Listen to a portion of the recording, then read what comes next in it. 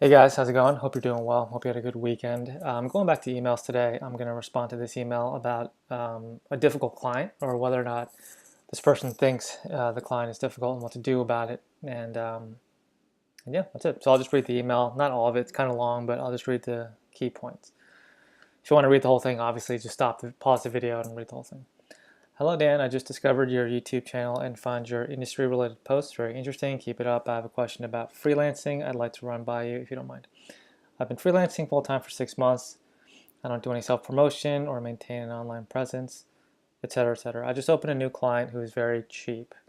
I'm billing hourly, but I hear the typical things like, oh, that can't take you very long, asking for a rush delivery without being able to pay for it. Well, that's a red flag. Asking me to read documentation and get up to speed for free.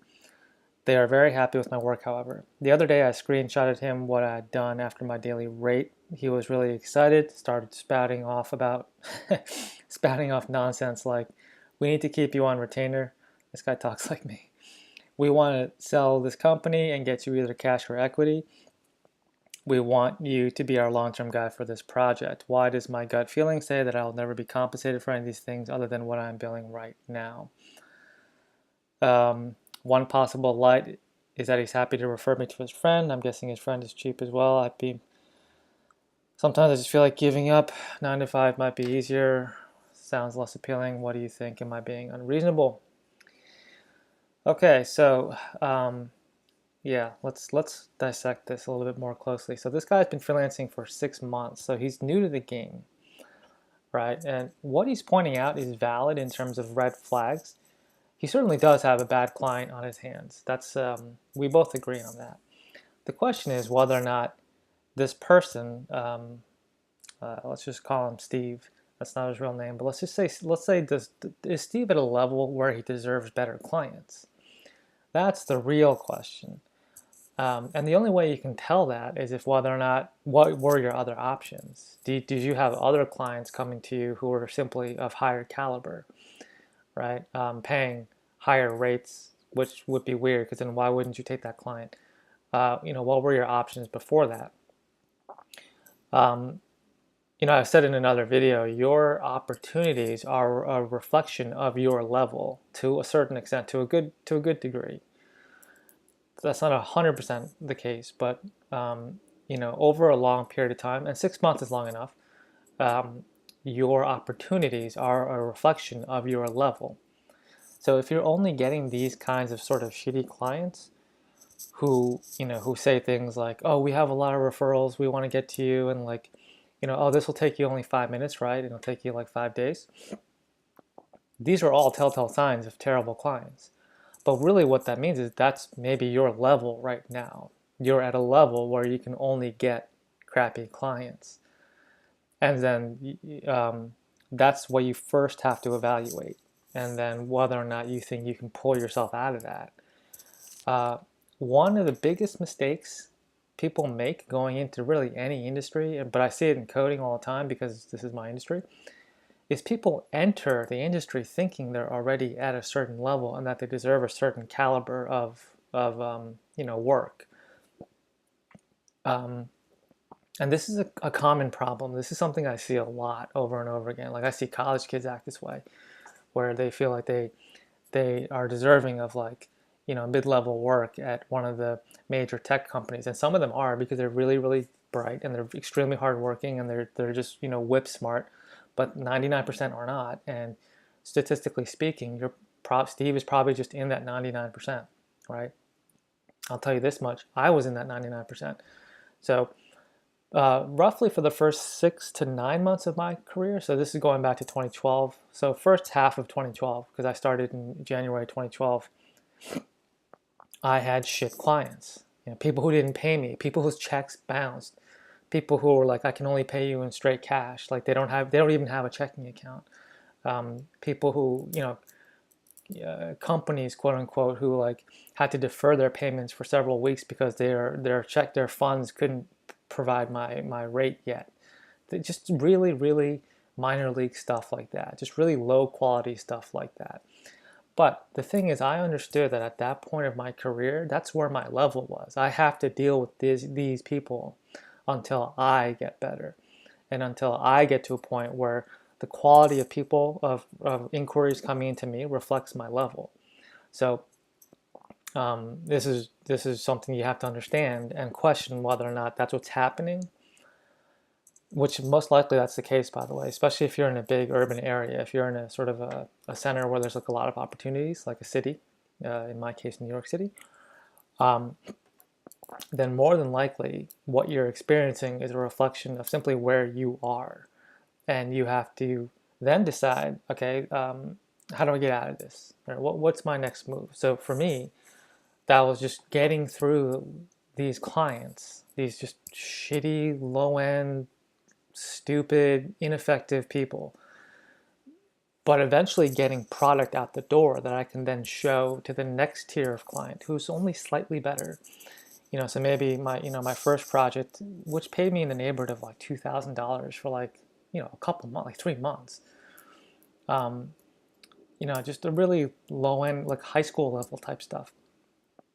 But I got something out the door, and then I was able to show that on my emails and my portfolio to the next level tier of client, which might be, $5,000 for a 2-month gig, right? Like not much better, but better, slightly better.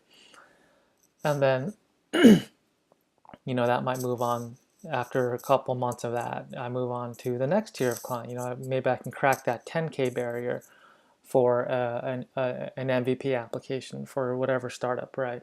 And if you just keep on doing that, just keep doing it over and over and over again, you will eventually stumble your way into, a good client, quote unquote, where the budgets are like $40,000, $50,000 over a 5-month period, whatever, right? And that happened for me towards the tail end of my first year as a contractor, and then from there, I never looked back. That's just what it was. Um, the difference is a matter of mindset, where I knew going in that I was an inferior option, that these were the clients I deserve right now. I don't mean like from a moral sense, like, oh, I'm a bad person. What I mean is like my level is such that this is the best I can get, right? It's kind of like, imagine, I draw this analogy a lot because it's true. It's a marketplace, the analogy of the dating marketplace. What if I was just a fat piece of garbage and I didn't like, I'd never like worked out. Not that I'm a gym rat or anything, but like I'm not fat or anything like that. But like let's say I was just disgusting. I didn't shower. I smell like crap, but I felt like I deserved a good looking female companion. Like that mentality kind of sucks, right? That's a very, I hate to say shitty. It's more like delusional. It's a delusional mentality. So what Steve has to evaluate is whether or not he is currently doing that, and to some extent he is. There are some signs in this email that reflect poorly on Steve, not the client, even though I agree the client is shitty. So let me point one out. Asking me to read documentation and get up to speed for free. I still do that today. I offer that. Code bases get gnarly and really crappy very fast, and my job is to get in there and understand the code base as quickly as possible. So what I always do is when I procure a new client, I always say, get me on the code base, get me on the repo. First thing I'm going to do is over the weekend during non-working hours, I'm going to spend a couple hours on this sucker and just get up to speed, acclimate myself, and I'm not charging for that. That's good business. That's not being taken advantage of. Don't even wait for the client to ask it. Offer it. Offer that to your client, your prospective client. Say, just let me get up to speed on the code base. I'm not charging you for this. I just want to make sure that when I get started, I can hit the ground running. That's good business. So that's a reflection on Steve. He needs to work on that. Number 2, they're happy with my work. Yeah, that's good. So excited spouting off now. My gut feeling says I will never be compensated for any of these things other than what I am billing right now. Well, why should you be compensated other than what you're billing right now? You've agreed to a billing rate, an hourly billing rate. It says so right here. I bill by the hour.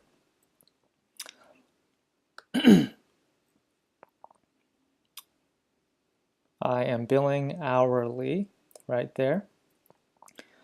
And then my gut feeling says I will never be compensated for any of these things other than what I'm billing right now.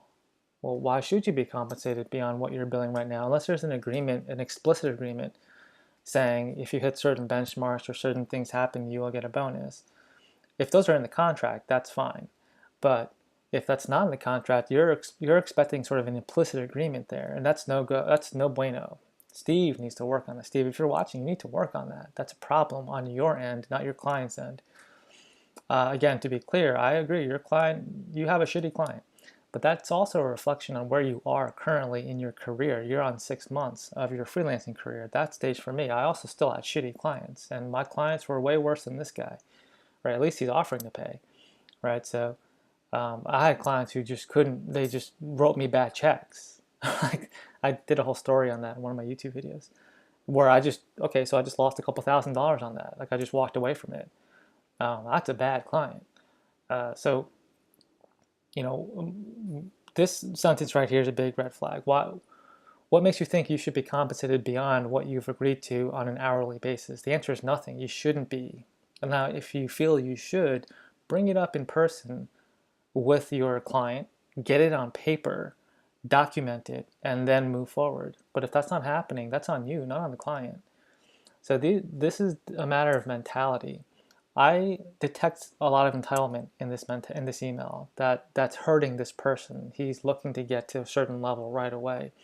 Now, if he maintains that mentality, what's going to happen is the following. He's going to keep on sort of getting these shit clients and saying, oh, this sucks, this sucks, this sucks, and just like never moving to that next level. It's kind of like going on a diet and you don't lose 10 pounds in the first 3 days, which is, well, it's not impossible, but you just, if you don't do it, you just quit. Right? And then you move on to some other diet, and then you don't lose 10 pounds in 3 days, so you just quit. You move on to another diet, you don't lose 10 pounds in 3 days, so you just quit. And this goes on for years. Next thing you know, 2 years goes by, and you're still dealing with the same bullshit problems. And you realize, oh, this isn't for me. Freelancing sucks. It's like, no, freelancing doesn't suck. You suck at it, and these are the reasons why. And there's no reason why you can't change the mentality. Once you get that figured out, adjust your mindset, adjust your attitude. Once you figure that out, then the issue becomes a matter of your own abilities. Can you then graduate from this level of client? And if you're really working on it, you're really delivering good output, or trying to at least, you're really trying to honor your obligation as a contractor and try to really get through all the assignment. And then over another 6 months, you're not seeing any improvement in the caliber of your clients. I'll give it even longer than 6 months. I'll give it 1 full year. If that's not happening, then it becomes a matter of now you have to evaluate. Okay, maybe freelancing isn't for me. Like maybe I'm not good enough, or maybe I need to go full time with a dev shop or a company because this is too much for me. I'm not making any progress. I'm running on a treadmill. And that's not moving forward. So then would be the time to start asking those questions. But right now, premature, and there are red flags on your end, not the client's end. Although the client is a shitty client, you right now do not deserve the good clients. That should change if you just grind it out for at least 12 months. But if you're expecting the good clients after 6 months, you're the problem, not the clients. Understand that I didn't get the good clients after 6 months. And, I'm doing fine now. I just closed another client a couple of days ago. And, I'm not even looking at this point. Like they just come to me. So the issue... maybe when I started out, I kind of took it too far in the other direction where I was like, this is not like a therapy channel, but I was like, I had very low self-esteem going into the industry, vis-a-vis programming, not like personal self-esteem. I don't mean like in terms of like, I think I'm a bad person, but I mean like, I think I'm a really shitty programmer. And looking back, I was accurate. I was more than accurate. I was just like, oh, I really suck at programming. I'm really fucking bad at this. I really suck at this. So I kept on working harder and harder and harder. And to a certain extent, that mentality never really went away, right? And so it made me grind it out because I didn't feel like I deserved the good clients. Right? I didn't feel like I deserved it. I kept on grinding it out until the good clients just started showing up. And for me, it took about not quite a year, but almost a year, maybe 8, 9 months, um, until like I kind of turned a corner. I hit the inflection point where like things started coming to me, and it was good work, high paying work, steady all the time. And so Steve hasn't hit that point yet. Again, that's not his real name, but I'm just making up a name for him. And he has to evaluate whether or not he's hurting himself versus is he just dealing with shitty clients that he shouldn't be dealing with. One other thing I will point out as it relates to this specific situation, one way around this, there is a shortcut that I should have pointed out earlier. The shortcut for a guy like Steve is to find a guy like me to just pass off my overflow to him. Much easier said than done, because guys like me right now are very like wary of taking on new people like that because of mentalities like this. You think I want to deal with that mentality? No way. I've already experienced it. I don't want to deal with that mentality ever again. I keep that away from me as far as possible. It's like radioactive, because dealing with that, here's a situation where I've dealt with that kind of mentality. You know, I'm dealing with a junior developer, and he's like, hey, I want to really learn, like, I want to take on some of your work. So I'll go out and procure a client specifically for this one person, you know, a client I would never otherwise consider. Essentially, not really a shit client, but like a lower tier client. You know, I would negotiate it out. I'd be like, yeah, you know, we kind of hammered out the arrangements and whatnot. Obviously, I would take my cut. It wasn't a pure act of altruism, but like I would take my cut, and I'd be like, this is a good one for you. You should take it. And then he would say, you know, this isn't really for me. Like I was looking for something a little bit more, you know, like in depth than that. What? Excuse me? Like, do you understand what I just did? Like I went through this to get you some experience. You're not ready for the real experience. You're not ready for the level of work I'm doing. Get a grip on yourself. Get a handle on yourself. I'm trying to help you. And the response is not often. Like I haven't done this often. Frankly, I've only done it once or twice, and that's enough. And to where the junior dev is like, no, I was looking for something a little bit more, you know, specific to, you know, full stack, React, Redux, whatever. No. You take what I give you. Otherwise, this arrangement is just a waste of my time, right? And so I can detect right now in this email that would be the experience for me. So I would, you know, go out of my way to set things up for this individual, Steve in this case, and then pass it off. And Steve would be like, "This isn't quite what I was looking for." Yeah, I don't care. We're not. This company doesn't exist for you. And so the shortcut is to find someone, you know, a freelancer like me to pass off the overflow. But like I said, that's much easier said than done. Um, uh, it wouldn't literally be me because of situations like this. I've been down that road, and I'm not doing it anymore, and that's the end of it. The last time I did something like that was about a year ago with Ryan on my YouTube channel, and that worked out beautifully. That was just a beautiful transition. A, because Ryan's an excellent developer, he's a very hard worker, but B, there was no sense of, I didn't feel like I was going out of my way for him because he paid me a lot of money to teach him. So there was almost a sense of obligation on my end where I was like, I gotta get this guy set up quickly because he paid me a lot of money to teach him programming.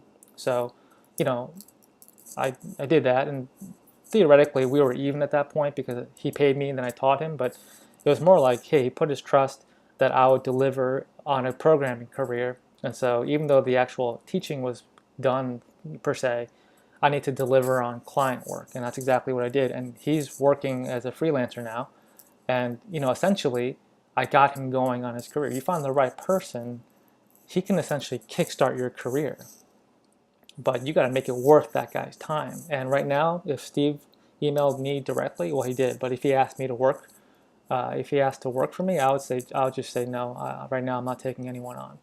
So because of the red flags I've noticed in this email, so understand you know, yeah, Steve, you're dealing with a shitty client. That's accurate. Your intuition is correct on that. However, that's probably a reflection on you right now, not the client. There are going to be shitty clients until, as long as humans are on this planet, there are going to be shitty clients. So you're going to have to figure out how to get yourself out of that league. Right now you're in the minor leagues of this game, and so was I for a good year or so. And if you do it right, there's no reason why you shouldn't graduate to the next level and the next level and the next level. But it's not just going to happen after 6 months. That's a very, very um, um, counterproductive mentality. So understand that. All right. So pretty much covers my thoughts on that. I had a video I want to show related to this too.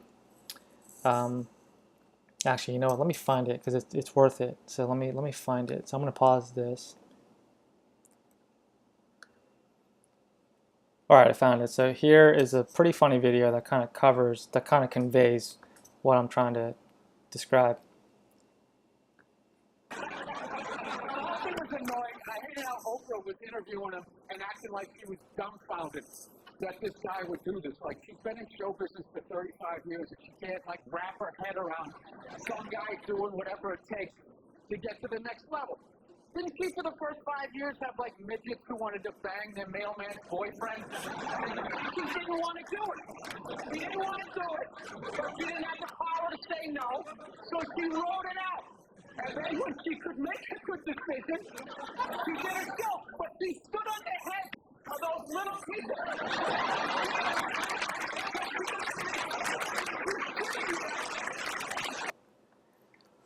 All right, so I mean that pretty much covers it.